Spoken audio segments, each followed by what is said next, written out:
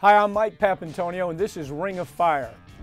The U.S. Supreme Court recently heard arguments on a case that could allow our corporate court to completely gut the Voting Rights Act. Ring of Fire co-host Sam Seder is going to join me to talk about that and what could happen if our corporate court strips our voting safeguards. Also coming up, credit rating agencies have been under fire recently as the new FTC reports have revealed that they're operating without any oversight, causing credit ratings for millions of Americans to be damaged. Howard Nations is going to give us the details on that story. And the battle for the soul of the Republican Party, well, it's heating up with the Tea Party squaring off against old guard GOP operatives like Karl Rove. Alternate Adele Stan's going to join me to talk about the demise of this once great political party. All that and more, it's coming up, but right now, you've just entered the Ring of Fire. I'm Mike Papantonio. You can't change Washington from the inside. You can only change it from the outside. Grand jury secrecy rules. For political gain. The press can find out. That has nothing to do with politics, but go ahead. It wouldn't bother me. Oops.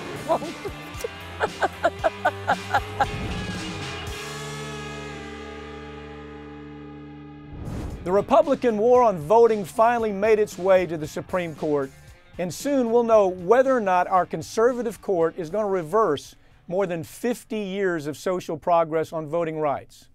Joining me now to talk about what could happen with this case is Sam Seder. He's the host of the Majority Report and co-host of Ring of Fire. Sam, it seems incredible to me that you have a petitioner in Alabama representing the state of Alabama that says, you know what, we're a different Alabama now. We're a different South. Yes, we're the state where children were murdered at a Baptist church over civil rights issues. Yes, we prevented people from voting with all variations of Jim Crow law. Yes, we've had governor after governor who've made it difficult for people to vote. And yes, we have nobody on our Supreme Court who's black. And yes, we have nobody in our lily white cabinet who's black. But we're a new South Supreme Court, and you need to treat us differently. You need to do away with the Voting Rights Act. How much more absurd can an argument be? Well, you know, and the argument they're making is actually even broader than that, because, you know, there's plenty of opportunity for Alabama as a state to petition to be released from the restrictions of Section 5, right? They could go to the Justice Department and they could make their case that they no longer have any racial disparities in terms of outcomes, that they no longer have this racism that's affecting the voting, but they're not doing that. They're trying to destroy the entire framework of Section 5 of the Voting Rights Act, which you know applies to 9 states around the country and about a half a dozen other counties, because they have a history of disenfranchising minority groups. And remember, we have to remind people that the Voting Rights Act has been reauthorized 5 times over the years. The most recent time was in 2006. It had a vast majority of Republicans. Even the 2 Republican senators from Alabama voted to reauthorize this. So, I mean, doesn't that tell you something right there? You had Shelby that said, yeah, this is important enough to, and Jeff Sessions and Shelby both said, this is so important that we have to reauthorize the protection that Alabama and all the 16 suspect states get, because we don't think we have reversed racism in these states. Now, that's Jeff Sessions saying that, and that's Senator Shelby saying that. But nevertheless, you have a Supreme Court Chief Judge, Roberts, who now has the audacity to say, gee, in my mind, the problem has been solved. There's no more need for a VRA. We can move on. The South has fixed itself. I mean, do you ever really make inroads with a Supreme Court with a majority, where you have a majority of that Supreme Court that is so far to the right that they left us with Citizens United, so far to the right that the Chief Judge has basically already shown his cards where it comes to what he's going to do with the Voting Rights Act? You know, that's the problem here, Pap, is that we know that the Republican majority on this court, this right-wing majority on this court, they have taken partisan stance after partisan stance. They have thrown out precedent when it suited them. They have been activists in the sense that they are, you know, we got to remember, people, that, you know, when they talk about judicial activism, the primary point that they're talking about, right, is reversing what the elected representatives have constituted into law. So this is a situation situation where they're going to go back and just 4 years ago, or 6 years ago, I should say, like you say, both senators from that state, both the elected representatives from that state, reauthorized the Voting Rights Act for 25 years. So I don't think that there's any facts in this case. I don't think there's any precedent in this case. I don't think there's any set of laws in this case that is going to sway this court. I think that 5 has decided what they want the outcome to be, and we will find out in due time what they decided. And they decided this before they heard the case. The role of a Supreme Court used to be, we're going to hear the facts, we're going to look at precedent. We're going to look at stare decisis. We're going to see what did the courts do before us, and then we're going to apply the rule of law.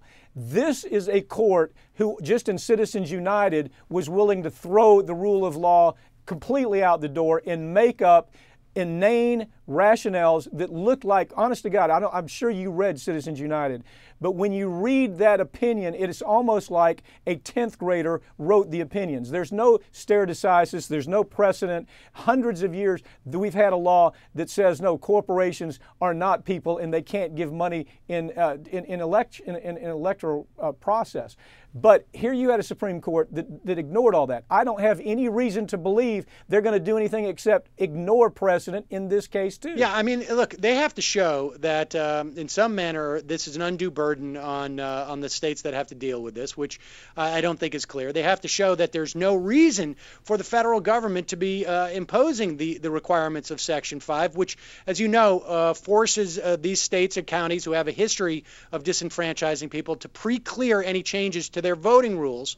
And what is stunning is, if you look at the past election that we've had, if you look at the outcomes in Pennsylvania, if you look at the outcomes in Ohio, the stronger argument is that we need a Section 5 for the entire country. Expand. The idea that somehow we don't have this problem in Alabama or any of these other states is belied by the very outcomes that we saw in this past election, A. And B, it's also belied by the fact that you had the Texas redistricting rejected because of their shenanigans. A couple other states had their voting plans overturned, whether it was voter ID laws or whatnot, clearly designed to disenfranchise certain segments of the population. There couldn't be, I mean, the irony of this is, there couldn't be better examples of voter disenfranchisement that is still alive in this country and still being practiced than this past election cycle. Now listen, Sam, here's what's so incredible about this. Day one, you have Roberts saying, you know, there's no problem here, everything's fine.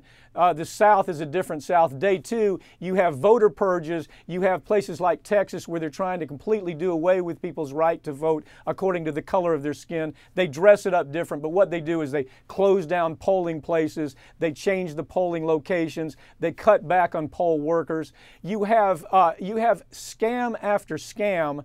You have voter ID laws that make it virtually impossible for some people to even get a voter ID law. Those are the facts that's going to be in front of this court, this right-wing majority court, when they decide to do away with the Voting Rights Act. At some point, what do we say? At some point, don't we get to the place where we say the Supreme Court is no longer a credible entity? Doesn't it get there eventually? I mean, it depends on who you talk to, because I was there after the 2000 selection of George Bush. I mean, I think the real question is, when is the left going to start to appreciate the importance of the Supreme Court, and when does it start to get into play in elections? I mean, this past election, there's a small segment of the left that said President Obama, it's essential that he becomes president because we're going to need him to appoint maybe 1, 2, possibly 3 justices over the course of his term.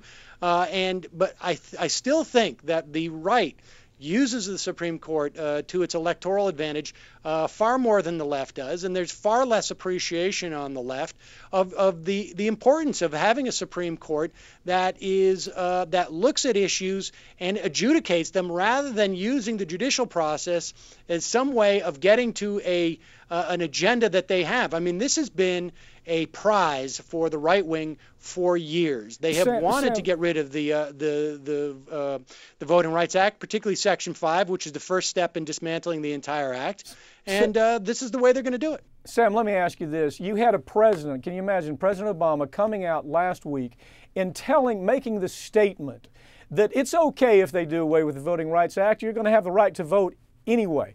Is that just absolutely naive to the point to where it's almost laughable, or does he really believe what he's saying there on the podium? How can a president who has a constitutional law background stand up on a podium and say it's okay if they do away with the Voting Rights Act, it's not going to affect your right to vote? How absurd. Well, look, he made a huge point in the State of the Union address this year of pointing to a 102-year-old woman who had to wait in line for 2 hours. The data is in. We know that if you're an African American, you are going to be waiting in line twice as long as a white person, frankly, in this country to vote. There's no reason for that other than the fact that we are dealing with a specific agenda to disenfranchise African American voters.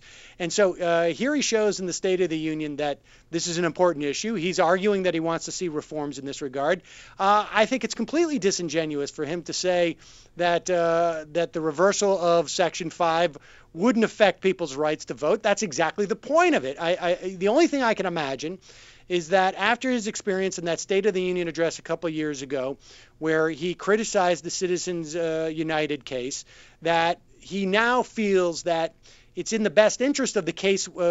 It's in the best interest of the case for him to basically step back, not say anything that in any way would offend, I guess, the sensibilities of the majority of justices. And probably he's thinking specifically about Kennedy, because that's the only justice I think there's a chance that's going to uphold. I don't really even think there's a chance with Kennedy, but if you take a look at it here, let me end it this way. Congress held hearings, 21 hearings, thousands of pages, evidence, testimony from all over people from all over the South gave live testimony, and they determined unanimously that we had to reauthorize the Voting Rights Act. You had Richard Shelby, Jeff Sessions that voted for it. We just got to keep it. Sam, thanks for joining me. Thank you, Pat. Sam Seder's the co-host of Ring of Fire and the host of The Majority Report. Coming up, we're going to take a look at a new FTC report that shows that your credit report may not be as accurate as you want it to be or as you think it is. Stay tuned. We're going to be right back. I'm Mike Papantonio.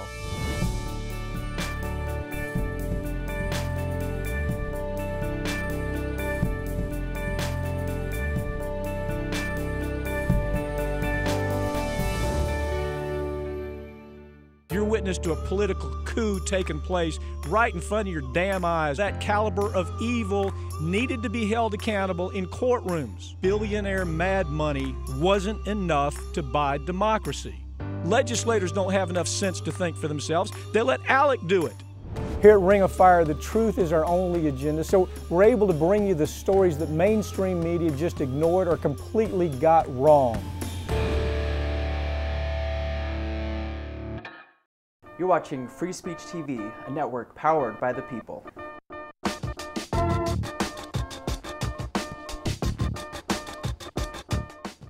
Welcome back to Ring of Fire. I'm Mike Papantonio. Unless you're a member of the top 1% of Americans, your credit rating is your only access to buying a house or buying a car, even buying a cell phone for that matter. That rating number means everything to the banks, and even the slightest error on your credit report could prevent you from buying a home or getting a new car. That's why a recent FTC report was such a shock when it revealed that millions of Americans have bad mistakes on the reports that weren't supposed to be there. Joining me now to talk about the FTC report and what it means for consumers is Howard Nations. Howard, the FTC is giving us some information that consumers ought to be very, very concerned about where it comes to their credit rating. Lay that story out for us. Well, in 2004, the Congress told the FTC that they wanted to report every 2 years on the activities of the credit reporting services because it was an obvious problem. They were getting complaints from their constituents.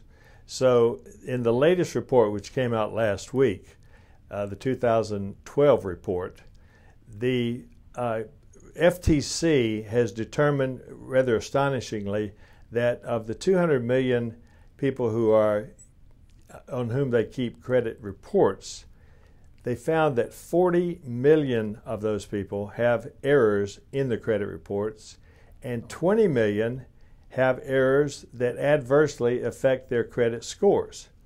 And the adverse affecting of credit scores can have absolutely devastating repercussions on us as consumers. A quick example. Well, Howard, if you think about, I mean, isn't the problem, unless you're in that top 1% that doesn't worry about credit, you have to go buy, you have to buy a car, you got to buy a house, you have to have good credit rating in order to function in today's society. So now the FTC is telling us that there's about a 26-27% failure in how accurate these reports are. But isn't part of the problem, Howard, that these credit reports aren't really, they're not for consumers, they're for business. We think that credit report is made to make our lives better, but it's not. It's made to make the bank's lives better, isn't it? Explain that. Well, the actual customers of the credit bureaus are the banks, the credit card companies, and the mortgage companies, and other businesses who order reports on individual consumers. They are the customers.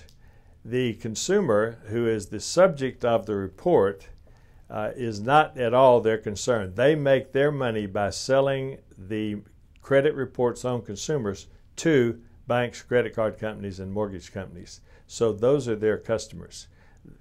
Howard, give me an example of a horror story. I think everybody's had some run-in with some kind of credit reporting, but give me the horror stories and how it really affects somebody's life. I'll give you a horror story that's pretty incredible. There was a retired military man by the name of David Smith. Got that? David Smith. There was another David Smith on the planet who had a bankruptcy. They got this David Smith confused with the other David Smith for whatever reason, and they reported to his bank that he had filed bankruptcy. The bank began foreclosure proceedings on this retired military officer. He had an unbelievably difficult time in trying to straighten up the simple proposition that I am not the same David Smith who filed bankruptcy. You would think that would be very simple, but it's not. What happens, Howard, when somebody says, I have a problem with a credit report that you sent to me? I've looked at it, it's wrong.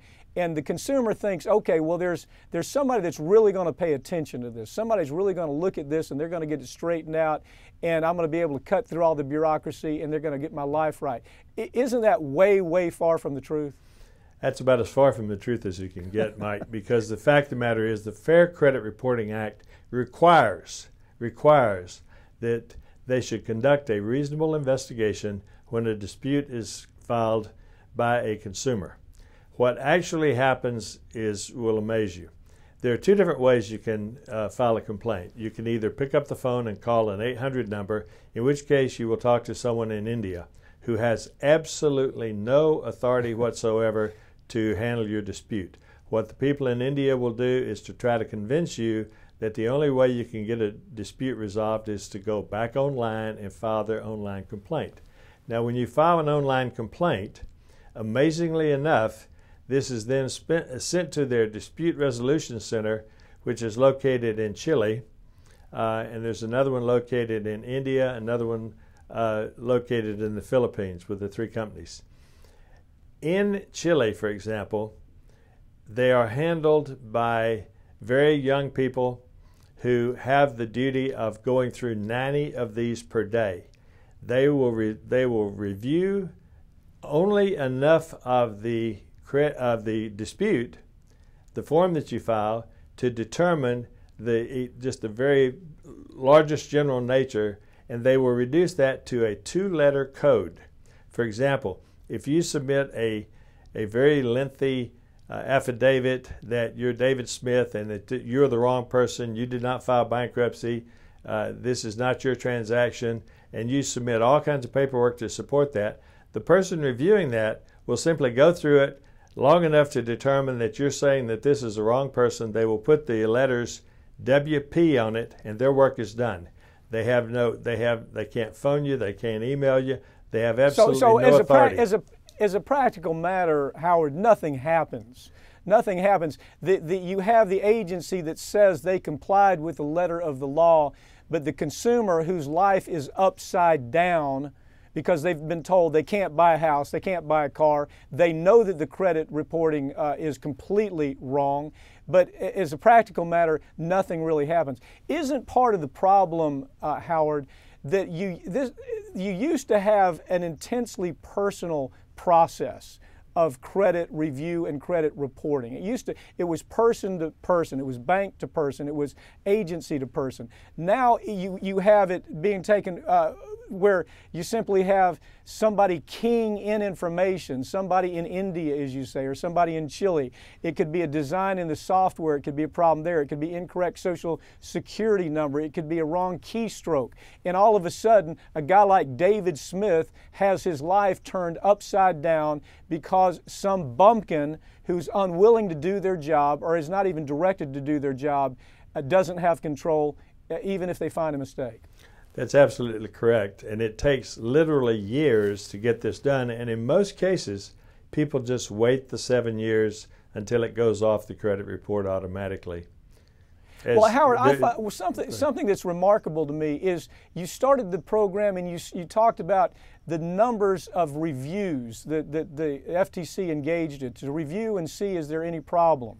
And it was about 26 or 27% of the reviews that were done were failed. They were failures on the part of the reporting agency. Now, the agencies think that that's a big success, don't they? They came back and said, well, gee, we did really well. We only had a 26 or 27% failure rate, incompetence rate, stupidity rate. We only failed 26 or 27% of the time. Did I get that right?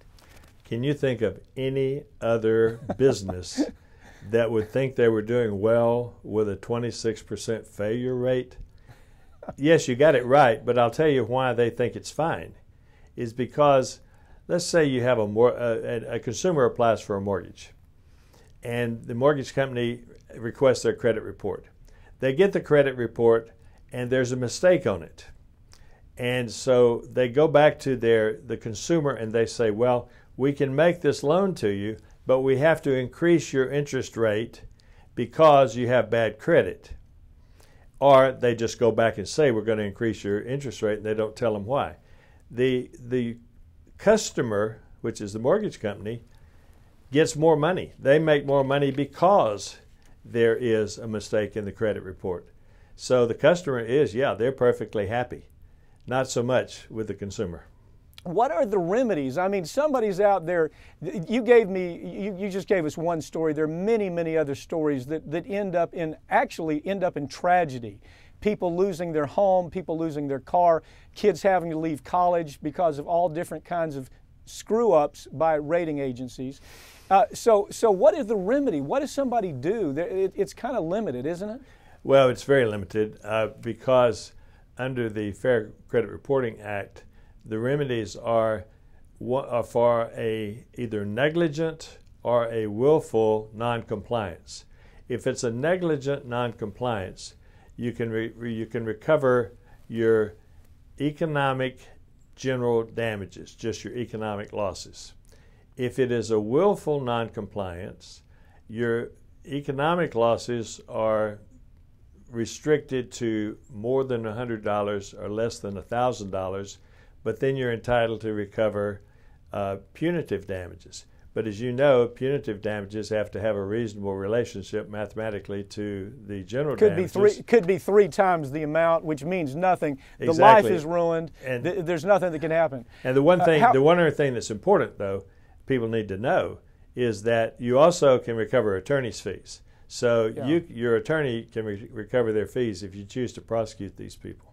Howard, isn't part of the problem, it's always about politics. I mean, really, you follow the money on any story like this, it's about politics.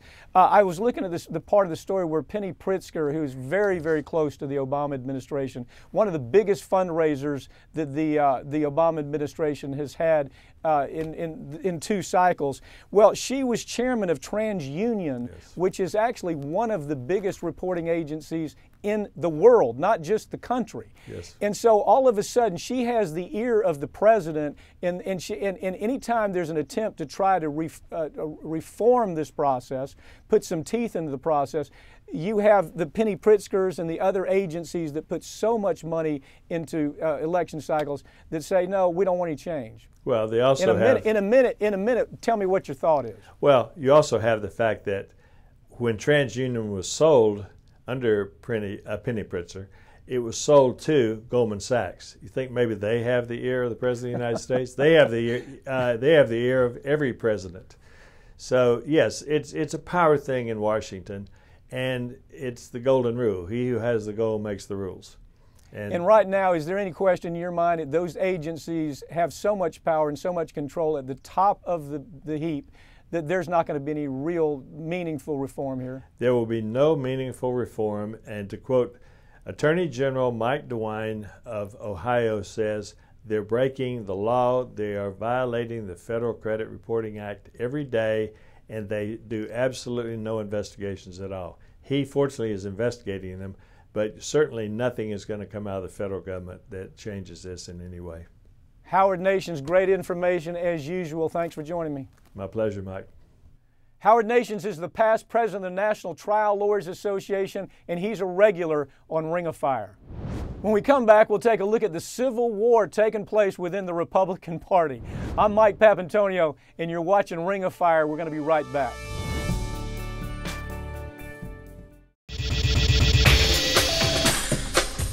Tune into Free Speech TV for Democracy Now!, a national, independent, award-winning news program bringing you people and perspectives rarely seen on corporate media. Welcome back to Ring of Fire. I'm Mike Papantonio. Recently, a Tea Party group posted a picture online that portrayed Karl Rove as a Nazi. This was in response to Rove's recent announcement that his super PAC was going to target Tea Party members to keep them from running for office. These two groups represent the fracturing that's taken place in the modern-day Republican Party. I'm joined now by Adele Stan, the Washington correspondent for Alternet, to talk about the bitter feud between the Tea Party activists and the old guard Republicans. Adele, you have to love the fact that the Tea Party got it right when they depicted Karl Rove in this last big picture. They're apologizing, but tell us the story about Karl Rove as the SS Stormtrooper. Oh, this was just such a delightful moment for the progressive movement. You know, I got this fundraising email from the Tea Party Patriots, because of course, you know, this is how both sides work, is we all sign up for everybody's list so we know what everybody's doing.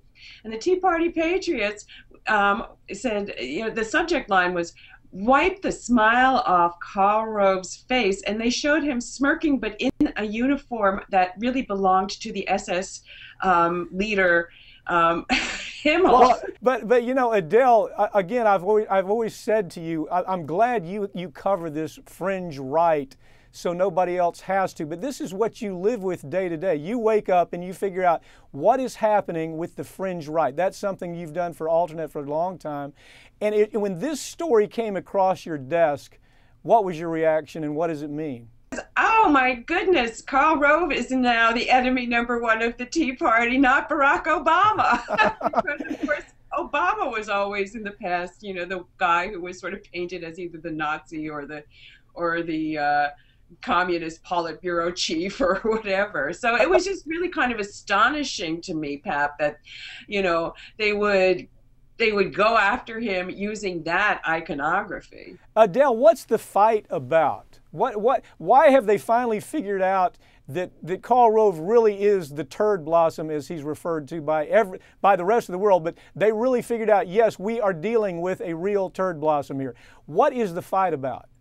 Well, the fight is really, Pap, the fight for the control of the Republican Party. And what is going on is that after being drubbed in the 2013 elections, Karl Rove, all of the candidates, his big super PACs, American Crossroads and Crossroads GPS, all of the candidates that American Crossroads supported most of them failed. And so he's blaming it on the Tea Party, saying that if the Republicans hadn't had to put up these Tea Party candidates such as Richard Murdoch and Todd Akin in Missouri, that the party as a whole would have done fine. Adele, give us a reminder of how bad these candidates were, and then with the understanding that Karl Rove actually helped this happen. As you described these candidates that the Republicans have put forward, how bad were they?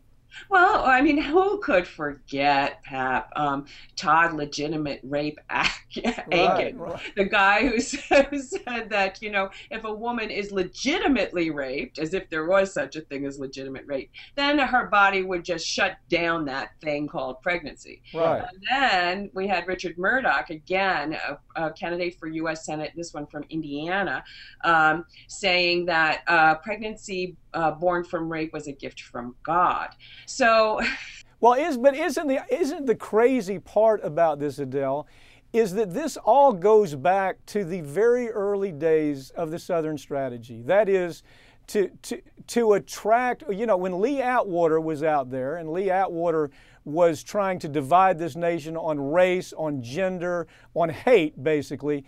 Karl Rove was part of that, and Karl Rove invented the hate machine called the Tea Party. It is nothing less than a hate machine, but he was part of that, wasn't he? He certainly was. And in fact, if you recall the 2004 election for George Bush, one of the things that Rove was instrumental in doing was getting ballot measures passed to appear on state ballots against gay marriage, because it was a way of making sure that really angry evangelicals would turn up to the polls, and of course they weren't going to vote for John Kerry. Well, okay, so he's created this Frankenstein monster, Karl Rove. I mean, if you think about it, who was the guy on Fox TV day after day empowering the Tea Party to turn up and show up at town hall meetings and hold up signs depicting our president is a monkey, our president is Stalin, our president is Hitler? Karl Rove was the guy on Fox News saying, you know what, that's completely appropriate. There is nothing off limits in a presidential election. So he invents them, and on day 2 now, he has a problem with them, doesn't he? He has a big problem with them because, they think they invented their movement. That's the problem, that the people of these various state Tea Party organizations think that they invented their movement. And, the way that guys like Richard Murdoch or Todd Akin became the U.S. Senate candidate in their states was through primary challenges to Republican candidates who were, anointed by party establishment folks. And so now Rove is saying, well, he's going to take his dollars into these primary races and defeat Tea Party candidates because they're bad for the party. Isn't part of the problem, Adele, the fact that Karl Rove lost so miserably? The GOP lost so miserably. Karl Rove collected $300 million, and he told his wealthy benefactors, these people that were pumping crazy money into the campaigns, he said, you know what, you give me your money and I'm going to win. So now he gets clobbered, and so he has to blame it on somebody, so he blames it on the Tea Party, this very thing he invented, and he tries to distance himself from it. What do you make of that? I mean, is he going to keep those dollars flowing in, Pap? I mean, I think it's all just about keeping the money coming in. I mean, if you did the cost-benefit analysis on American Crossroads, his super PAC in the 2012 elections, I think that that they succeeded in 1.29% of the races, of the candidates they backed. Only 1.29% succeeded. Yeah. That was according to the Sunlight Foundation. Adele, let me ask you this. You're going to be on the show as time goes by, as we follow the evolution of the hate machine that's been created by the GOP. As I said before, you're out there every day surrounded by it. Where do you think it's heading? Where's this hate train heading now that there's this fight between the Karl Rove establishment and the real fringe crazy teabagger establishment? Well, it's really it's going to be interesting to see how this works out, isn't it? I mean, this is the right wing's long game, as you know, Pap, you've talked about this to your viewers all the time, about how they've really had this 40, 50-year plan, going back to the Barry Goldwater campaign to take over the Republican Party. So, I mean, I think they just keep they keep the fight up. It will probably harm the party in the short run. In the long run, the party will continue to try to move to the right because of the force of these people who are willing to destroy the party in order to get what they want. But there's now some pushback. I mean, a whole bunch of establishment Republicans said that they're in favor of same-sex marriage now today. I mean, so... Yeah. Okay, let me ask you, Adele, are they able to adjust short-term? I mean, obviously, you've got Rubio is the candidate. Rubio has about as much in common with immigrants as the man in the moon. There's and he used to be a Tea Party guy. Yeah, right. So there's no relationship with Rubio, but he's their face guy. You've got Ted Cruz out of Texas, who now has turned into Joe McCarthy, talking about everybody's a communist but him. You have them still distancing themselves from women. They vote against the they vote against the violence acts against women. This issue that we're seeing on today with the gender issue, does that really change people's opinion of the brand? I mean, how do they get away from the inevitable, which is they've lost demographics, they've lost women, they've lost Latinos, they've lost African American, they've lost damn near everybody under 60 years old. And so there's this old curmudgeon death or dying party out there. Do they really change it quickly? Well, I think, what you have is a situation where they're probably not going to win at the national level again anytime soon because of this mess that they're creating, as you call it, the hate machine. But because of the way the House districts have been drawn through gerrymandering, they're drawn in such a way that only the most right-wing candidate can win in a primary. So I think you'll continue to have a strong hate machine presence in the Congress on the House side. Who knows what's going to happen on the Senate side, and you'll probably have Democratic presidents for at least, the next 8 years. Adele, you've talked about their state strategy for long before anybody even realized what was happening. I remember reading your stuff before it was happening. I would say that seems to be the trend. The state strategy being, we don't really care what's happened on the national level. Let's go to Alabama, Mississippi, Georgia, North Florida, Texas. Let's go to these southern states and create this idea, this conservative right-wing fringe utopia in those places. And we've seen it with the governors, with the House races. And so aren't they just trying to take back this conservative movement state by state with the same formula they tried to use at a national level that failed miserably? Well, I think that's what you saw in the talk about changing the way the Electoral College works. There was a sputter of a movement to try to make that the states not be winner take all in the Electoral College, that different districts would have different weight. So that failed, but they are thinking that way. I think they're absolutely thinking that way. And I think they're also, the state strategy is very effective for cutting the legs out under labor because, with the right to work legislation. Well, that's a threat to Karl Rove in so many ways, because you find in the fringe, with the real fringe movements, that they prosper in the southern states. And when Karl Rove comes in and says, no, we're not going to have another crazy candidate, another Republican crazy candidate run, it doesn't really mean anything, because the infrastructure state by state has moved so far to the right that it almost makes Karl Rove irrelevant, doesn't it? In a minute, give me your thought on that. I think you're absolutely right. I think that the Republican establishment, such as it is, if you can call it that, is largely irrelevant. I mean, look at what happened with Mitch McConnell in Kentucky. Rand Paul, he was stuck with Rand Paul. Rand Paul was not his choice to be the junior senator from Kentucky. So I think you're going to see that the establishment still has to bow to the far right, because those are the people who turn out in primaries.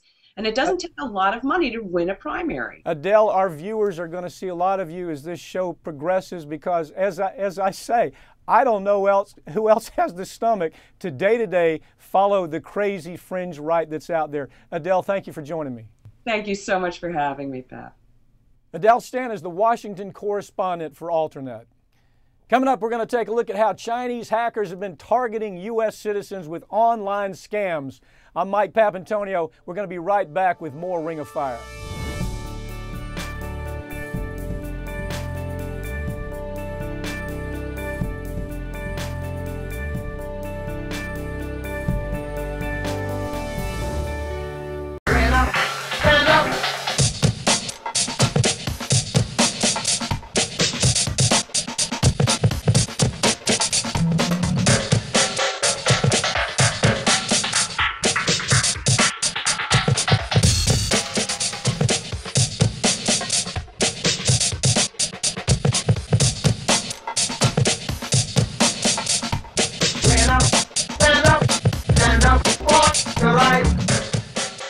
Welcome back to Ring of Fire. I'm Mike Papantonio. Online safety concerns have reached a new level in America as more and more scams are being uncovered by authorities. The latest scams that have been uncovered involve Chinese hackers using a method known as spear phishing to target unsuspecting consumers. Joining me now to discuss the process of spear phishing and how consumers need to protect themselves is attorney Chris Polis. Chris Polis, tell us, what is spear phishing? If you ask most consumers, they've never even heard of this new scam that's working. Well, Pap, spear phishing is a new technique in hacking and gaining personal information from individuals who use email or use social media.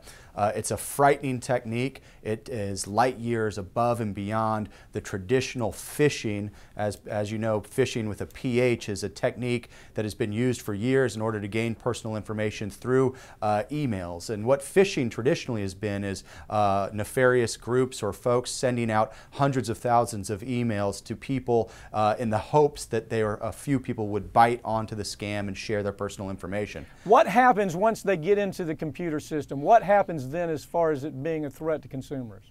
Well, the biggest threat is that they will get your personal information. They convince you to provide bank account numbers, birth dates, and other personal information that they can then use to get onto all of your other accounts and simply steal your identity and then run rampant on the web or through credit card systems purchasing things under your name. Or they can install malware or spyware on your computer and record your keystrokes, download files, and gain access to sensitive information. So every downstroke gives them a social security number, potentially a bank account number, a name, and then more leads.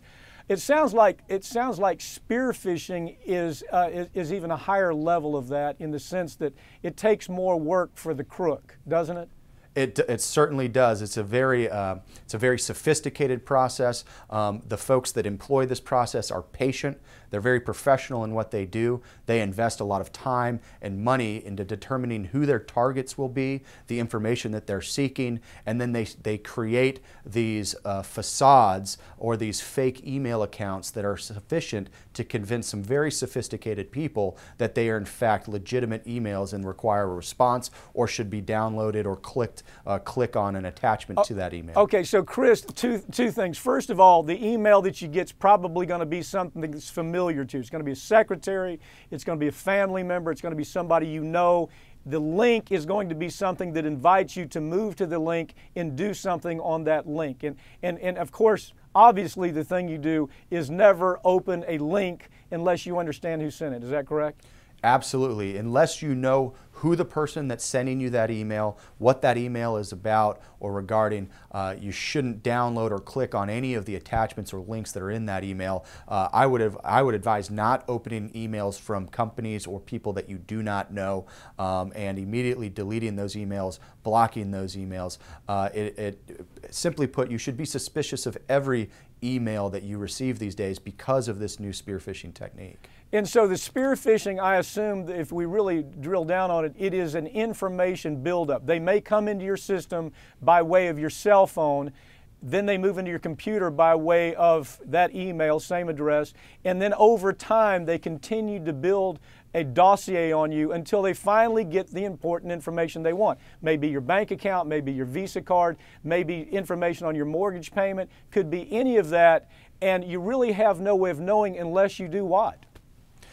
Well, you can protect yourself simply by making sure that Your behavior on social media is incredibly private. We make things easy for these types of hackers because we share so much of our personal information. Our birth dates, our pets' names, our families' names are out there in social media, and those are oftentimes, unfortunately, what people use as passwords. And so a simple review of your social media page could provide a spearfisher with a ton of information that they already can get without having to per se hack your computer. But with Chris, that information, they can. One thing I'm seeing is they're using children that might be, you know, teenager on a Facebook gives them information. They actually go, they'll typically go to that weakest link, the person who might be least aware of what's happening. They'll start with your teenager then takes you to the home computer then takes you to the business computer, takes you inside a corporation. Chris, give me some real life examples of how this, of what's happening. How does this end badly for consumers?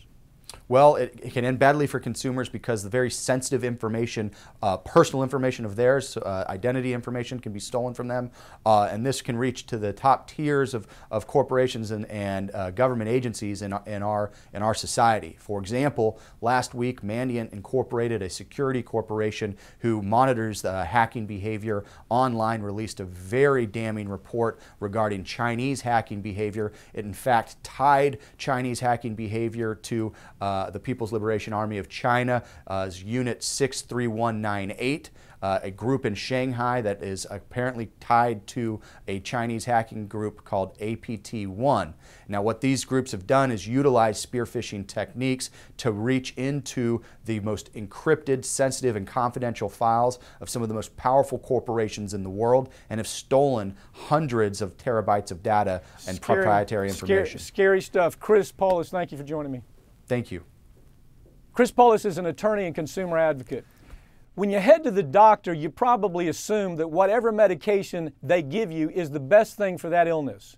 But that's not always the case, and I've got attorney Seth Katz with me now to talk about the dangers of a new blockbuster drug.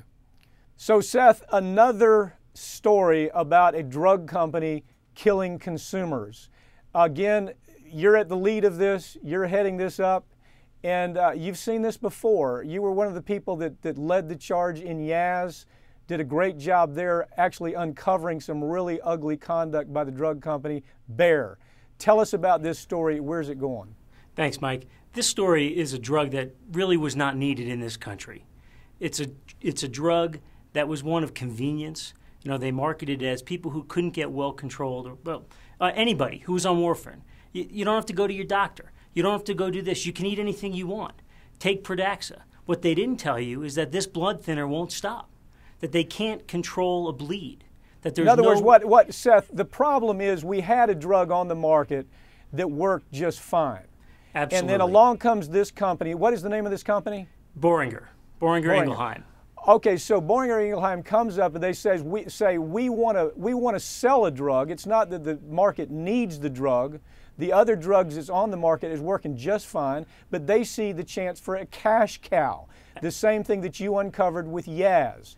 Now, tell us how dangerous this cash cow is. This cash cow is very dangerous because, Mike, if you start bleeding, there's no reversal agent. If you're taking warfarin or Coumadin and you start to bleed, you cut yourself in the kitchen, you cut yourself shaving, and you can't stop the bleeding, you can take vitamin K and they can stop the bleeding. If you're taking Pradaxa and you start to bleed, there's no known reversal agent. So what are the doctors to do? Well, they can try to put you on dialysis, but that involves potentially more puncture wounds. Did they know about this, Seth? Did this company know from a clinical standpoint what the dangers were when they put this product on the market, that it could be something as simple as showing up in an emergency room, you've taken Pradaxa, fairly minor injuries, but you're bleeding and the doctor's thinking, how do I stop the bleeding? Did the company know that was a problem when they put the product on the market? Absolutely. They knew that there was no known reversal agent.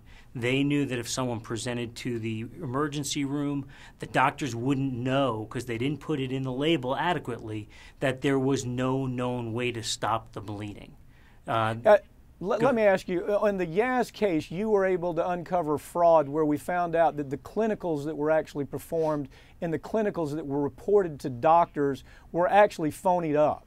They just were just fantasy clinicals. Are you finding that early on in the Pradaxa case? Not yet, but we expect to find more.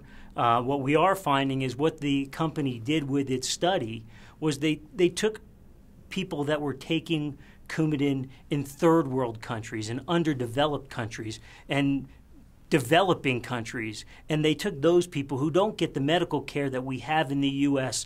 and the developed parts of Europe, and what they did was they took the results of that part of the study and mixed it in with the results of people in the U.S. and in Italy and in the European countries where medical care is good. And when you take something at the real low end of the spectrum, it's going to bring down the results to make the people at the higher end of the spectrum look like this drug's not working for them when it is.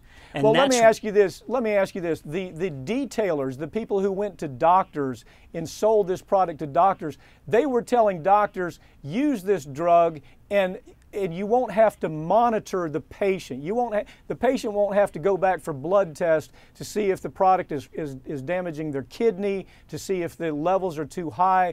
So they sold this to doctors. The doctor thought, well, that's great, that's easy, let me use this product, because the competitor did warn you need to monitor if you're taking this blood thinner. Did I get that right? You did, Mike. You got that absolutely correct. And that was the angle that they tried to develop this market in. You know, they developed it for the doctors and for the patients. Hey, you don't want to go to your doctor every 3 to 4 weeks to make sure that your blood ratios are in the proper zone and making sure that warfarin is working. Just take Pradaxa. You don't need to go get monitored every 3 or 4 weeks. But what they didn't tell people was the risk, that there's no known way to stop the bleeding. And they also didn't tell people that the product can cause GI bleeding. In about a minute, tell me, if you would, Seth, how many people are taking this drug and what advice would you give them right now? This is a blockbuster product. There are millions of people taking this product, and they're all at risk. And they don't know it because the company still isn't adequately warning that there is no known reversal agent. These people need to get to their doctors, need to talk to their doctors about whether or not this is the right product, and I submit it's not. That they can be well controlled, they can get the same result, safer results by going back and using warfarin or Coumadin. And just to close this, within a year of the release of this product, there were thousands of injuries that were reported both to the FDA and to this company, wasn't it? Thousands. So to wrap it up with this idea, is this another question of the FDA dropping the ball? It is a question of the FDA dropping the ball and a company putting a product out there so they could make money regardless of human safety, regardless of medical condition, just praying to the almighty dollar. Seth Katz, thank you for joining us. Keep us up on stories like this on Ring of Fire, where the corporate media will never report these stories. Thank you for joining me. Thanks, Mike. Seth Katz is an attorney with the Berg Simpson Law Firm. That's it for this week's Ring of Fire, but you can keep up with us throughout the week online at ringoffireradio.com or on Twitter at Ring of Fire Radio and on Facebook. I'm Mike Papantonio, and we'll see you next week right here on Ring of Fire.